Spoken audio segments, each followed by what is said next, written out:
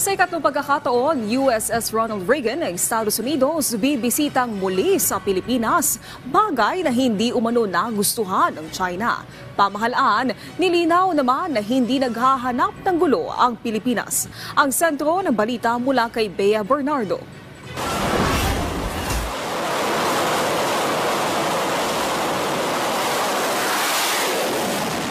Nagsasagawa ngayon ng flight operation sa eastern part ng Luzon Strait ang nag-iisang forward deploy aircraft carrier ng Estados Unidos, ang USS Ronald Reagan. Sakay na mahigit 1,000 talampakan na barkong pangdigma na ito ang ilang high-tech aircraft kagaya ng FA-18 jets, C-2 Greyhound at mga helicopters.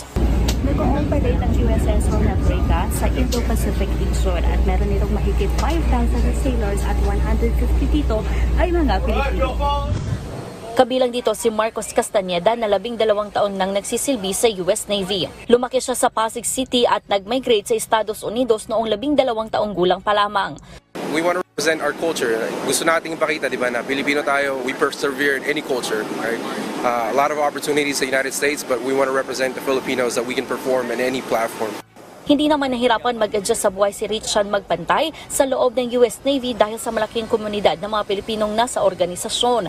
I think it's easier because a lot of Filipinos are in the Navy. So of all the branches I would have selected, it would have been the Navy. Because everybody's here, you know, the Filipinos are strong in the Navy.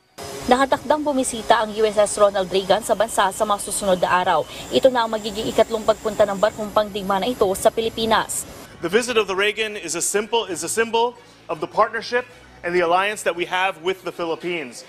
Hindi naman nagustuhan ng China ang presensya ng aircraft carrier vessel sa karagatang malapit sa Pilipinas. Sa isang published article ng Chinese media, sinabi nilang sa pag-ooperate ng USS Ronald Reagan sa rehiyon ay kinukonsente ng Estados Unidos ang Pilipinas sa mga aktibidad nito sa West Philippine Sea. Pero buwelta ng US, I would just say that these visits are part of our alliance. They happen all the time at regular intervals, and other governments can read into it what they will, but we have an ironclad alliance with the Philippines, and we're very glad that we can have these kinds of visits. Iginit naman ng Pilipinas na hindi nito intensyong magkaroon ng gulo laban sa China, bagkos ay pinoprotektahan lamang natin ang ating teritoryo.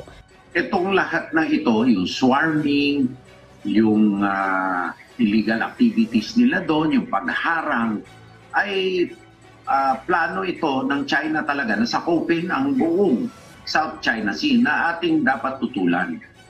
Maliwanag po, hindi tayo nakikipagdigmaan sa China. Pinoproteksyonan lang natin ang atin sa ilalim ng international law.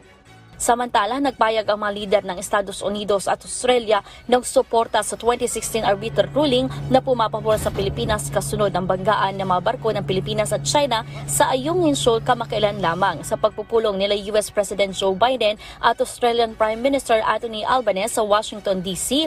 Kapwa tinutulan ng dalawang bansa ang anumang mapanganib na aksyon sa South China Sea kabilang ang pagharang sa routine maritime operations ng Pilipinas sa Ayungin Shoal. Sinabi naman ni Teodoro na dahil sa nangyari, posibleng mas maraming bansa pa ang magka-interes na magsagawa ng joint patrol kasama ang Pilipinas. Una nang nagpahayag ng interes ng US at Australia sa aktibidad na ito. Bea Bernardo para sa Bayan.